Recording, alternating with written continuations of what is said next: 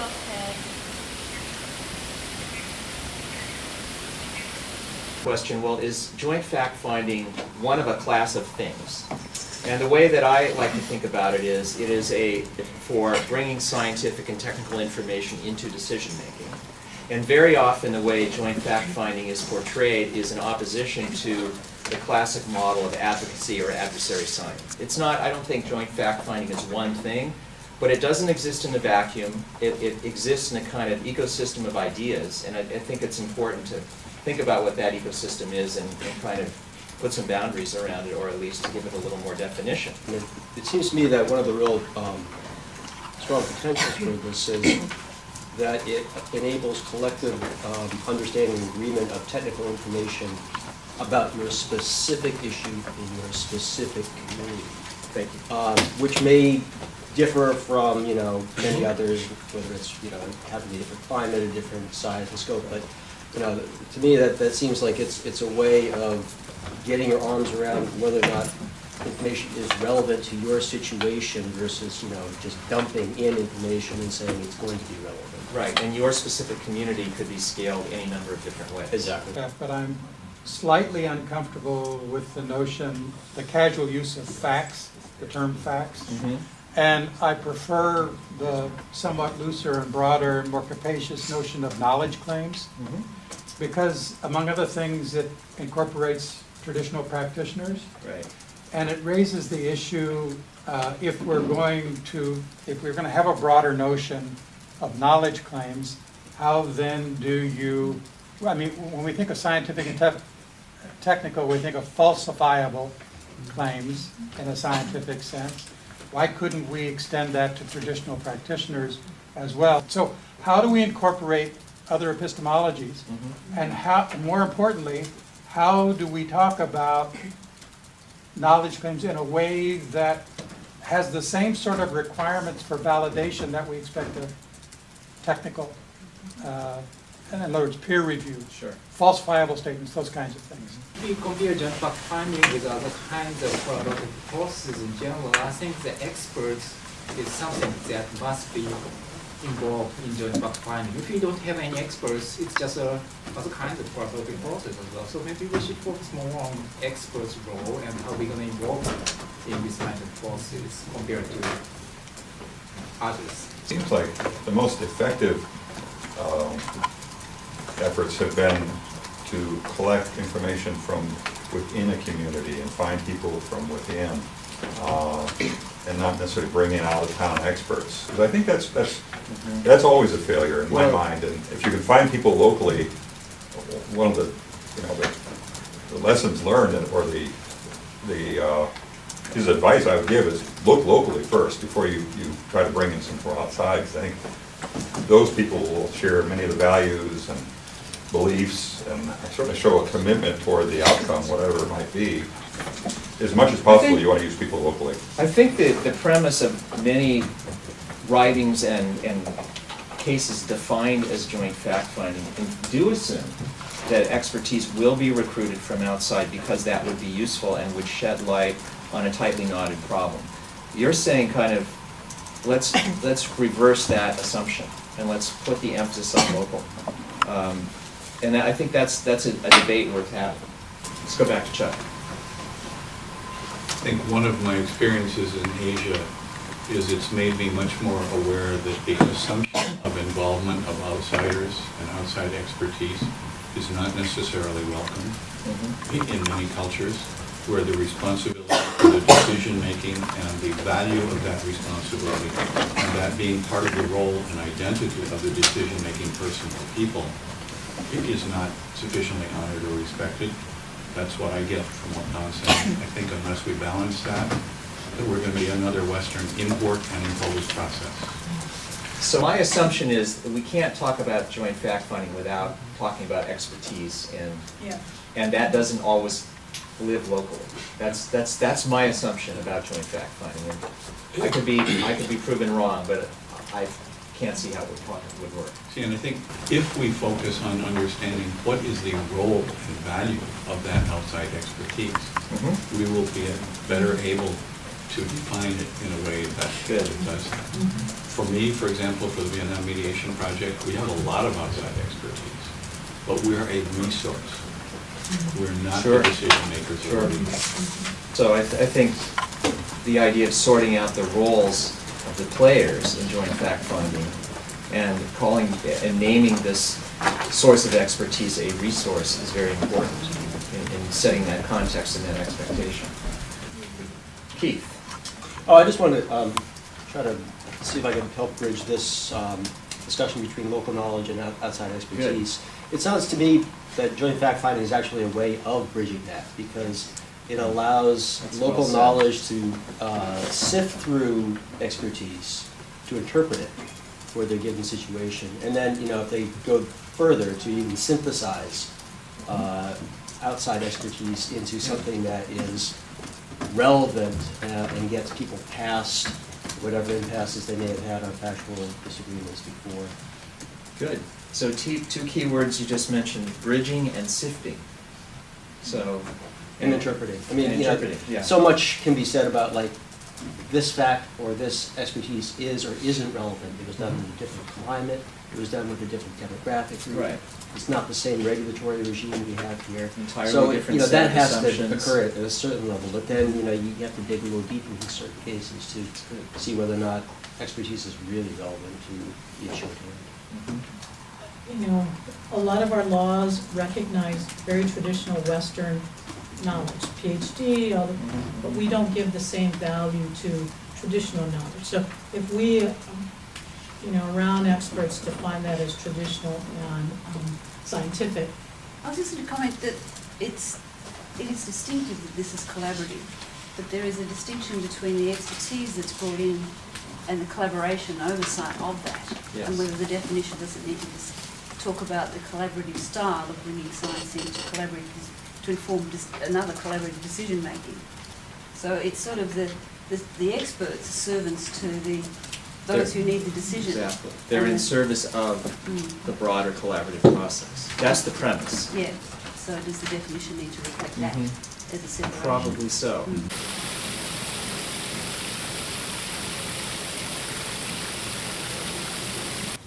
At any point, the parties reflecting on whether this is a good process, is this a good time to go into joint fact finding? All of this that we're talking about is a supplement. It's an alternative supplement. It does not replace the standing decision-making process. And I think in this conversation, JFF is an alternative, certainly to the Blue Ribbon Panel or adversary science. It may not be the superior choice, but it is a choice. And then I think the question for us trying to educate decision makers is what considerations would you weigh and balance in deciding which path to take? Our experience is that every part has to be value-based, including the fact-finding. And it has to be based on developing mutual respect and understanding for those different values. The things that Massa talks about is the use of evidence. So in other words, if we said, let's not get lost in the weeds on what is a fact versus what's a value and where do they grade together. I think that's one of the things I've heard you and read you'd say, what is the evidence people can bring to the table? And how do we give judgment and weigh that? So it may help us if we say, what's the evidence people bring to the table? That's not to say they don't bring values, stories, thoughts, which is actually the starting point always for me. I never start trying to go to anything factual. But evidence changes a little bit of the conversation. Fact, maybe it's about what happened in the past, and what is going on now. But usually many cases I heard today, there are concerns about what will happen with that policy option. So it's a forecast, it's assessment rather than fact. I also have the problem of focusing just on the facts, as it is, in my mind, almost impossible to separate facts from values and beliefs. And certainly decision makers don't do that. In fact, often the values and beliefs are far more important to them in the final decisions than are the facts. The process is good, but somehow you've got to get those values and beliefs on the table. And if you don't, you can bring in the best experts in the world. No one's going to listen to them. One of the things that's important to me is not to not have values and beliefs. But I don't want to talk about everything at the same time. One of the reasons why people hire me is because I organize the conversation and I finish things, document things, and then go to the next. So we're not all talking about facts and values and beliefs at the same time. It's important that when we advocate for public involvement, public participation, collaborative decision-making, that we're not saying to policymakers that public opinion or public values are trumping science, evidence, or experience, whatever. We're saying that we're going to put all the very best information together to inform this decision. There are people that cannot work outside of adversarial settings. That you basically acknowledge that with them and say, you have avenues to pursue adversarial results, of course, obviously.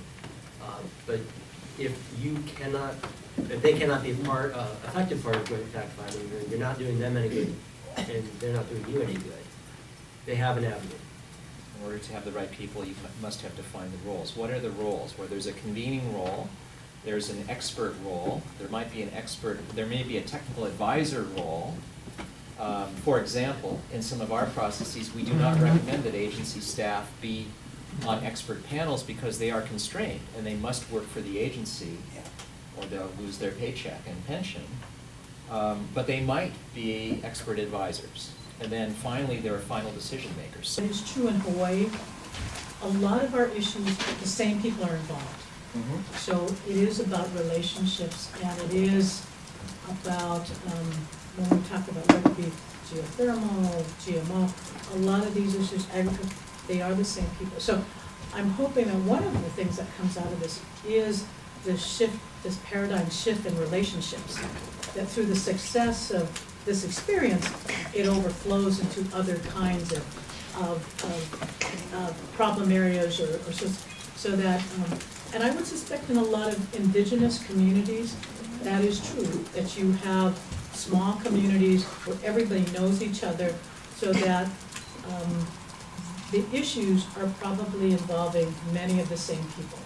So I think it is it is a noble or worthy goal for us. It is to change relationships, or at least so that it begins to become an alternative way of how we deal with each other on other issues. And Juliana, and I do some of this too, does a lot, or has done in her career, a lot of federal government policy work where you have stakeholders who are at the table for a very specific purpose. They have a job to do, the regulator has a job to do, the facilitator has a job to do to gather the advice and develop a work product. And indeed, you may not see those people again for many years or ever.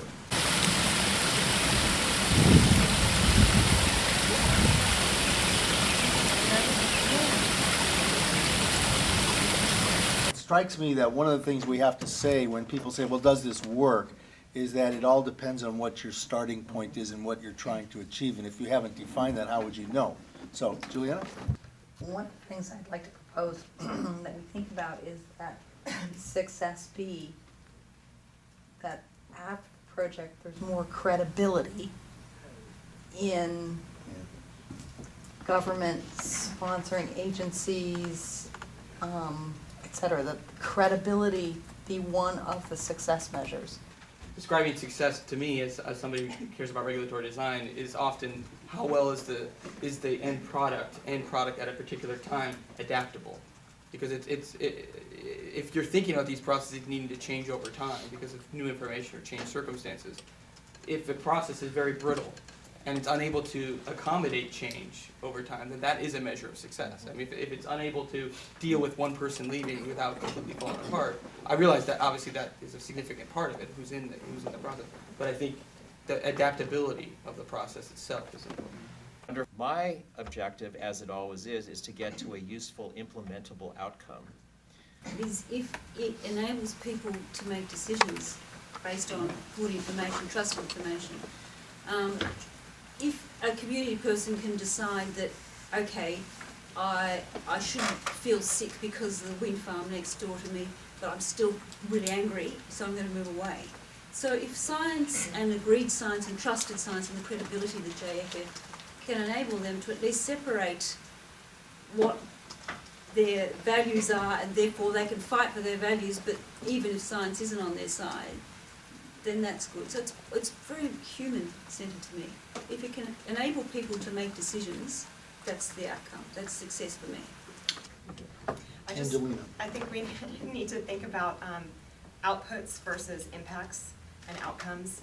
And I don't think, I think the really key question, part of the key question to me is, so is that criteria being implemented faithfully?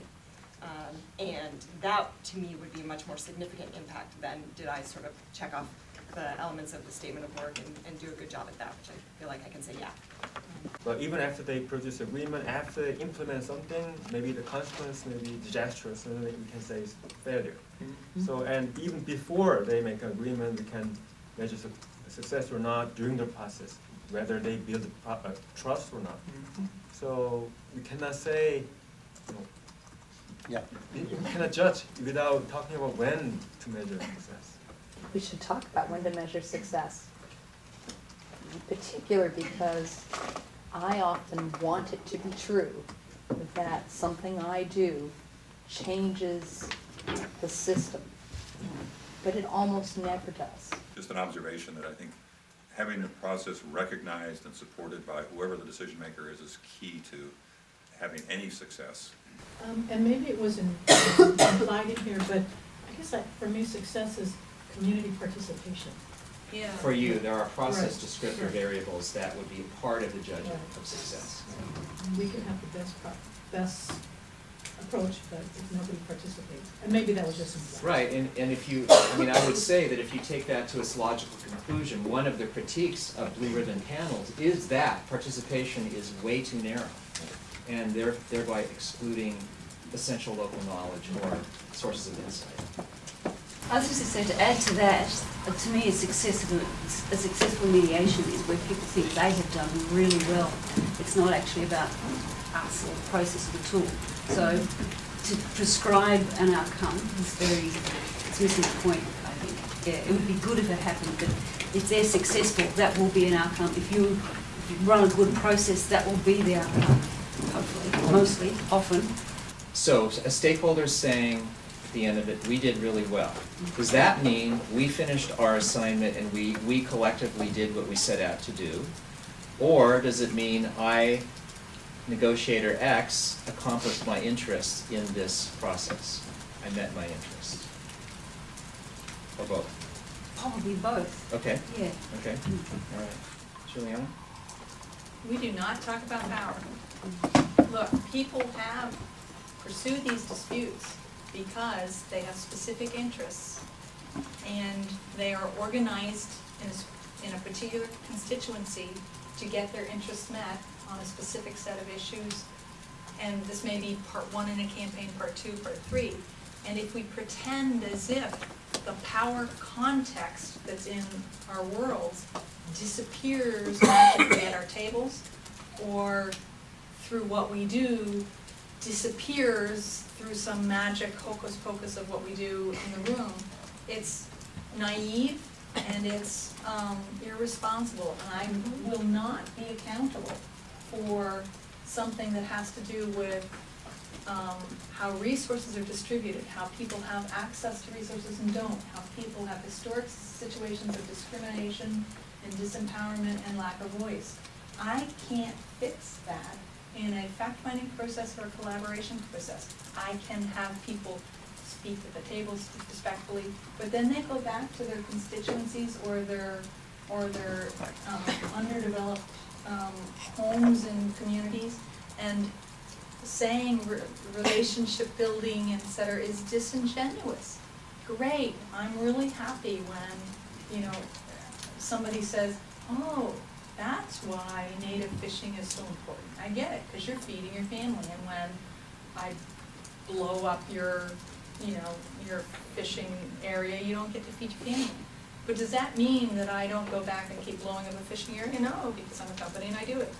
So I can't control that stuff, and I really want us to remember that there's power situations that are historical and structural and based on people's identities. I can manage the table. I can make it fair, transparent, respectful.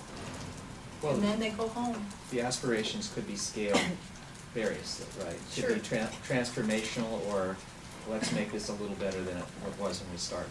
There's a broad spectrum. Yeah, you hope that, oh my gosh, you get, in the institutional arrangement that you end up with, that there's some more participatory mechanism than was before. So now you've written in who's gonna be on the panel that allocates research money. Brilliant, but did you like fix everything? No. Woody Allen said it really well. He says, "The lion and the lamb may lie down together, but the lamb's not gonna get a good night's sleep." Very well said.